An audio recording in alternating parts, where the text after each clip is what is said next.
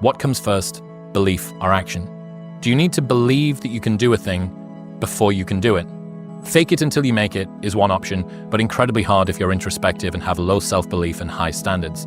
So what about make it until you believe it? Here are some lessons that I've learned. You don't see things as they are. You see them through your own fears and hopes. You don't see yourself as you are. You see the story you keep repeating about who you are.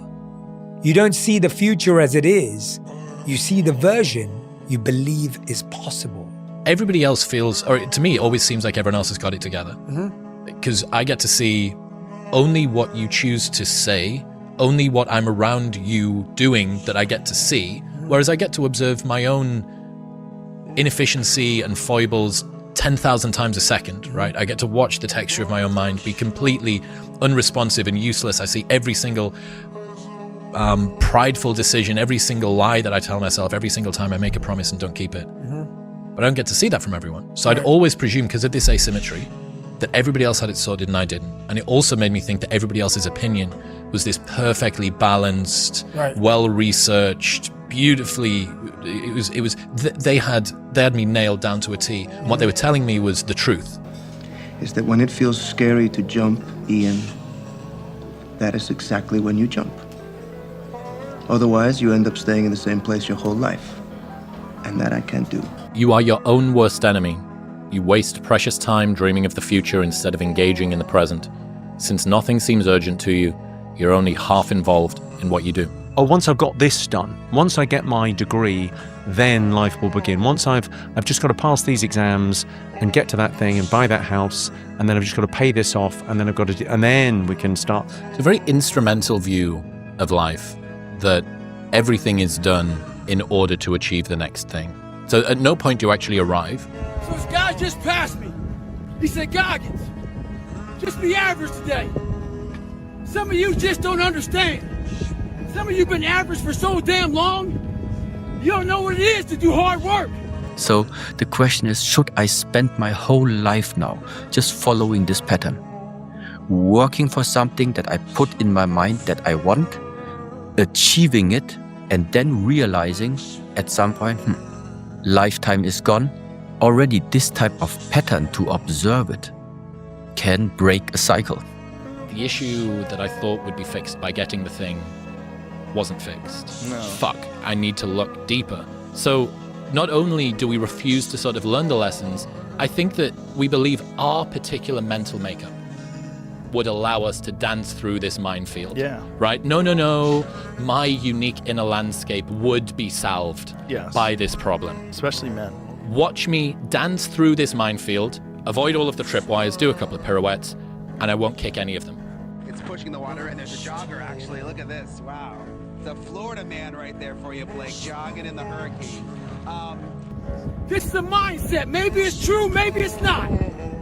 But there's a motherfucker out there who wants what you have, who wants the position you are, who wants the job you have, who wants the wife that you have, or the husband. There's someone out there hungry and wants everything you fucking have. Maybe it's true, maybe it's not. But if it is, it's gonna be your ass. You can't move into the future. You cannot move on if you still carry old baggage inside of you. Yeah, maybe people take it as normal to live a life and keep regret and keep frustration and keep all these things inside of them and not heal it, not let it out, not express it, not learn a way to get rid of it. Yeah, but at the same time, I also believe this is the reason why people suffer. If you don't know why you believe what you believe, it's not your belief, it's someone else's. And so if you can't explain, like, why am I not doing this? If you can't actually explain it, it's because there's someone else's voice that is influencing you that you're not aware of. Is Tom's approval worth more than the dream that you want to pursue? Which is, what if I keep doing what I'm currently doing for the next 10 years? What will my life look like then? That usually takes my current pain and then just magnifies it. And then that allows me to get my action threshold high enough that it goes over the edge so that I can take that first move. I don't apologize. In the end, I don't care whether you love me or you hate me, just as long as I win.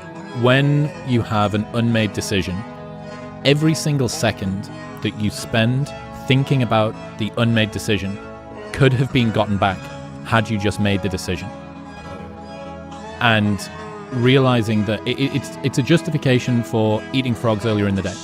I need to answer that email.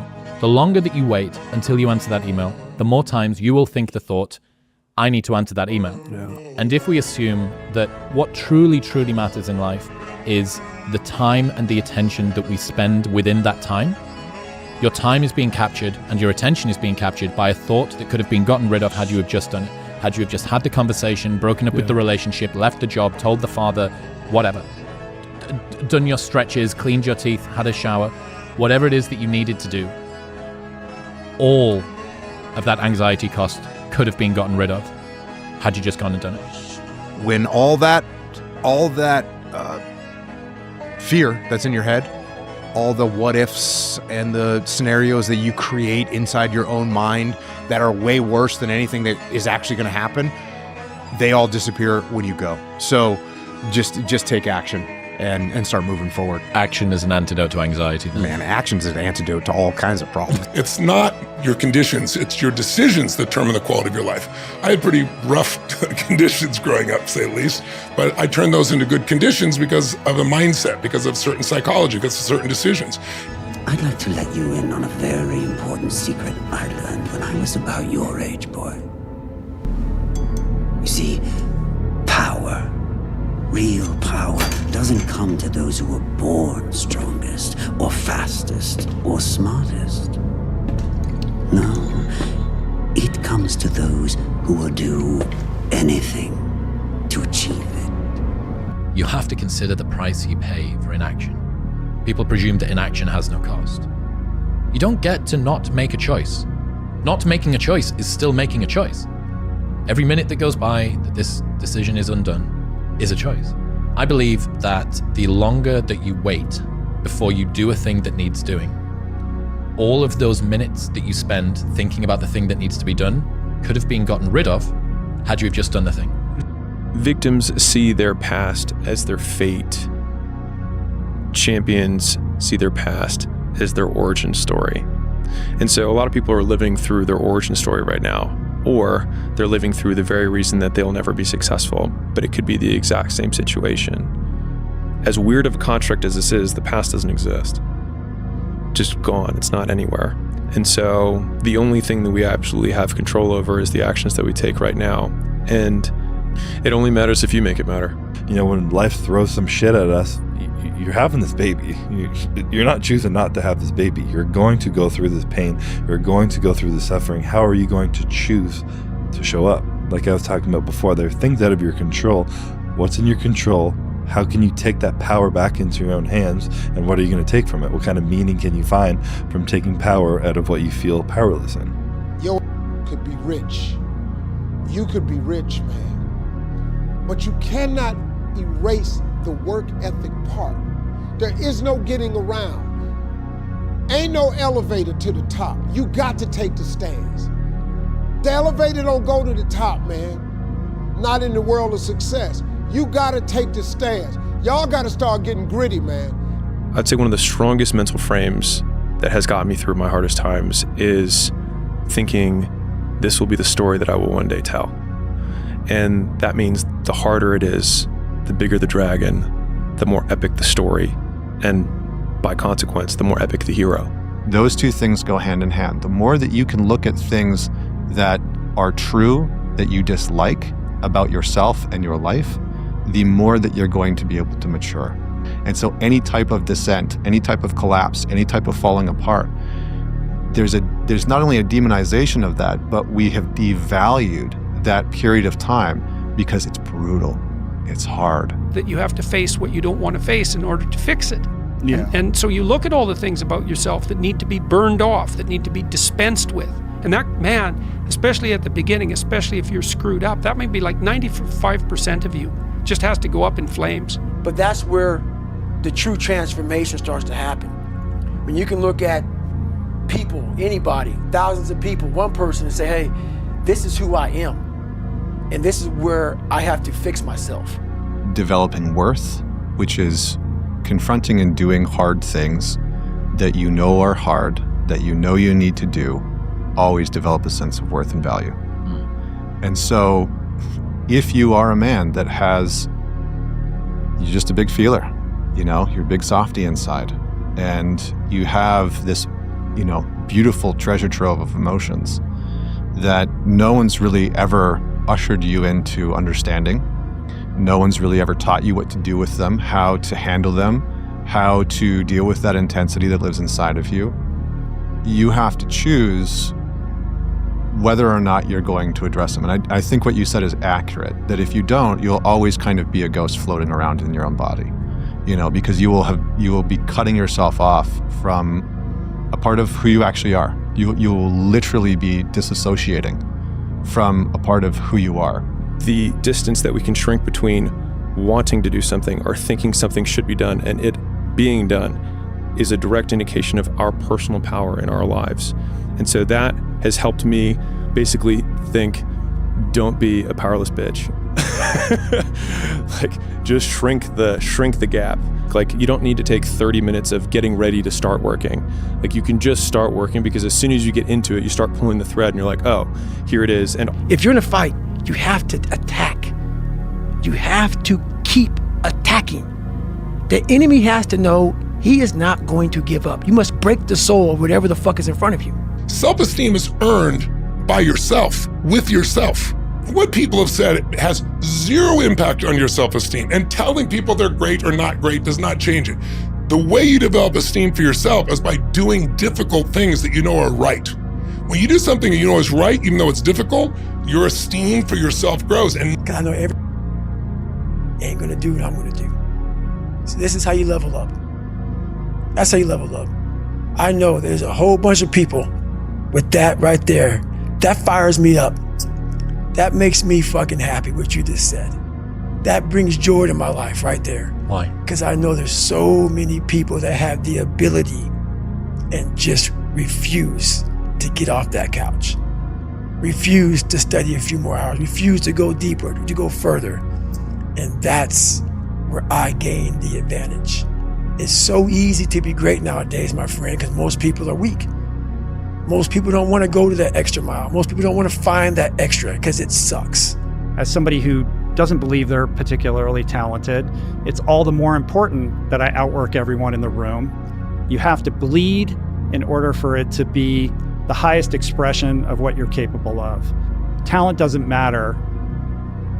You have the ability to outwork everyone in the room. Any person, any human realizes that if you want some kind of a good outcome, you're going to have to work hard for it. And if you don't work hard for something, you're not going to get an outcome that's really worth much. Well, that is the thing that separates the achievements on the other side of it, right? And so when I was 19 and I was terrible, I thought, perfect. This is where I'm supposed to be right now. So I had this clock that was very aware that this was going to take time, and that I had to look at the failure as the path to success. I'm alone and look at me. There's nobody around me. Nobody likes me, man. It is what it is. Sometimes in life, people are not going to be around you to motivate you. They're not going to be around you to push you, to celebrate you, to applaud you. You got to do it on your own. That's what I'm doing right now. Self-esteem is earned. It's only earned by you with yourself. You're not going to get self-esteem because everybody praises you. Someone can tell you your whole life that you're brilliant, you're a genius, you're beautiful, you're handsome, and you not believe it. Someone can tell you you're a piece of crap and you're never going to become anything. And there's a part you can say, I'll show you, as many people have, and then they develop drive out of it, right? So it's really, self-esteem comes from doing incredibly difficult things where you know you pushed yourself. It's not virtue signaling. It's not telling people about it. It's what you know inside your soul is true. In those moments, those are the moments of truth that no one sees, where you're at your breaking point. And that's where faith comes in, honestly. You have to believe in yourself. You have to be able to hold that vision for the better life of your aspirations. The truth is, the real work is in the drudgery. Correct. And the difficult, anonymous work of shoveling shit every single day. And at that time, at mile 81, something clicked that I'll never probably be able to do again, when my mind, body, spirit, soul, everything just connected, and my mind knew I wasn't fucking around anymore. It knew I wasn't gonna quit. It knew that guy was dead and buried and gone. And I was gonna die out here on this fucking Walmart for whatever reason why. It was nothing. It wasn't about nothing. There was no nothing. It was a bunch of people who didn't know who the fuck I was, and it was me against me. And I used all these different dark places to start bringing out light. I will run. You would not be outworked. I will not be outworked, right? Period. You know, you might have more talent than me. You might be smarter than me. You might be sexier than me. You might be all of those things. You got it on me in 9 categories. But if we get on the treadmill together, right? There's 2 things. You're getting off first, or I'm gonna die. It's really that simple. My mind doesn't think I can do it. I'm severely underestimating my strength that I can't pick this can up. But when I get to the gym, I need to overpower my mind and just do it. I need to understand that I still have the muscle, I still have the strength. I'm just being a lazy little bitch right now. And I need to pick up that weight and do it and overpower it. Mental toughness, you've taught me. The definition of that is disciplined thinking and disciplined action under pressure and fatigue. So discipline to commit to things even when, especially when, you don't feel like it. The alarm clock goes off at 5:30 in the morning, 5 a.m. It's raining outside, it's dark, it's wet.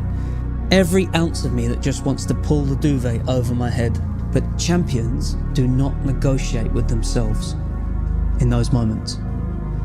It's doing it, especially when you don't feel like it. That any man under the age of 30 should be able to walk into any room and know if shit got real, they could kill and eat everybody or outrun them. You should be really strong and really fast. Like, so it just felt fucking awesome to feel like if a fight broke out at a bar, I could step in between the two and have the physical presence to de-escalate. I believe in this is for me, this is for me, and that is not for me. And because that is not for me, if you do trespass into my space upon me and my family, I will do my best to cause consequences. And I'm gonna let you know that. I hope that's apparent. Because I'm not gonna intrude on you, but if you trespass that, I'm gonna stand up for it. Being attacked is a sign that you are important enough to be a target. You should relish the attention and the chance to prove yourself. Yeah. Well, you want, if everything is easy in life, if everyone loves what you're going to do, and you have no enemies, you have no opposition, nothing to resist, you're just going to be mush. You're not going to amount to anything. You're not going to be able to push yourself. You're not going to be able to change, evolve. Muhammad Ali said, if I didn't have Joe Frazier around, I would not have become the great boxer that I am. Before you win, everyone will ask you why you're working so hard. And after you win, everyone will remind you how lucky you got. If that doesn't just go to show that most people are not worth listening to, like myself included, right? Living the life that you don't want, not wearing what you want to wear, not dating who you want to date, not living where you want to live. Like you're living at home and you want to move and your parents say no and you don't make the move, and the idea of just living an okay life just sounds so terrifying to me that the freedom to fail over and over again is still more fulfilling to me. At least it feels like it's real than walking through kind of on autopilot. I never feel pain. I done felt too much pain. And I said, this is the happiest day of my life.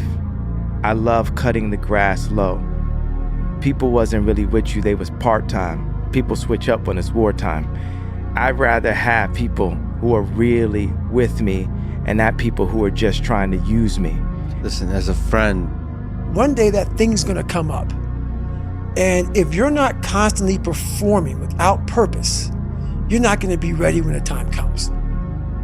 It's this magical thing, purpose, that we're all looking for. But what's funny about it all is that we need these things to perform. But we don't take a second to realize the purpose is always there. The purpose never leaves us because the very purpose is you. It's no good if people tell you to do things, if people tell you to work, if they force you to do this, A, B, and C. It has to come from within. You have to have initiative. You have to be motivated to do things. And what I've learned over the course of writing my 7 books and through the course of my whole life is that you master yourself through learning something that you love, that interests you. That's how you develop discipline. The biggest risk to your future isn't your competition. It's the distractions you insist on keeping in your life, rather than doing the things you know you should be doing but aren't.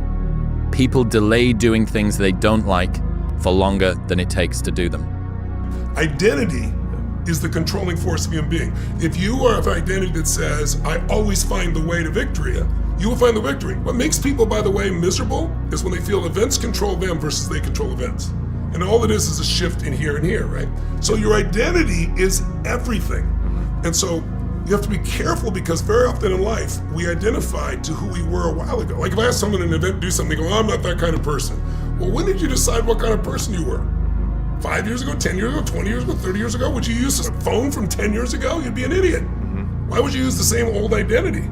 I'm an artist. And every day I'm painting Mona Lisa. Every day. But it's a different one. It's not the same painting. So every day I wake up, even though they're the same thing, it takes a different way to get there. And the masterpiece is always myself. But to do that, you cannot have any distractions. Because if you're talking to an artist and he's trying to think about the next painting, he can't. It's impossible to listen to you and listen to what your mind and body are telling you we must do. The only way that we're gonna be able to get past this and the way God is gonna use me right now is for me to stop talking about the pain, stop talking about what happened, and do something about it. And that's where I'm at right now in this moment. Hard work is the goal. And so it's not like work hard so that X. Because as soon as you have a so that, then the X is the thing. But if the goal is to work as hard as you possibly can, then the only real output we have is who we become along the way. You want to be a self-starter, you want to learn in life to start things, to do it on your own, not to wait, to just go out there and start it. Because if you start your business, you will learn more in 2 months than in 20 years of business school, right? And you'll probably fail, but your failure will teach you. So stop waiting and just go out and start it. I think that if we make who we become the goal, rather than the thing that we achieve, instead of winning once a decade, we can win every day. Because you can continually get better at being who you are, and then the achievement is just one milestone along the path. Shifting from who I become rather than what I achieve, or who I become as the achievement, has been a wonderful reframe. No one is going to beat you at being you. One of the things I like to say is like, find what feels like play to you, but looks like work to others. So it looks like work to them, but to you it feels like play. It's not work. So you're going to outcompete them because you're doing it effortlessly. You're doing it for fun. They're doing it for work. They're doing it for some byproduct. To you, it's art, it's beauty, it's joy, it's flow. We're going to be the biggest YouTube channel ever. I was like, I don't care. I'll f***ing die trying. Like, I'm going to obsess and grind, and they're always like, you know, eventually you'll get burned out. Eventually he's going to slow down. He can't just grow like this forever. I was like, no. Monday, get better. Tuesday, get better. Wednesday, get better, right? And you do that over a period of time, you know, not like 1 month or 2 months. I mean, it's 3, 4, 5, 6, 7, 8, 9, 10 years. And then you can get to where you want to go. Life is so difficult and challenging that unless you give it everything you have, the chances are very high that it will embitter you, and then you'll be a force for darkness and not good. And so, you know, the fact that life is short and can be brutal can terrify you into hiding and avoiding, but it can also, you can flip that on its head and understand that since you're all in anyways, you might as well take the risks that are adventurous. And the idea of just living an okay life just sounds so terrifying to me, that the freedom to fail over and over again is still more fulfilling to me.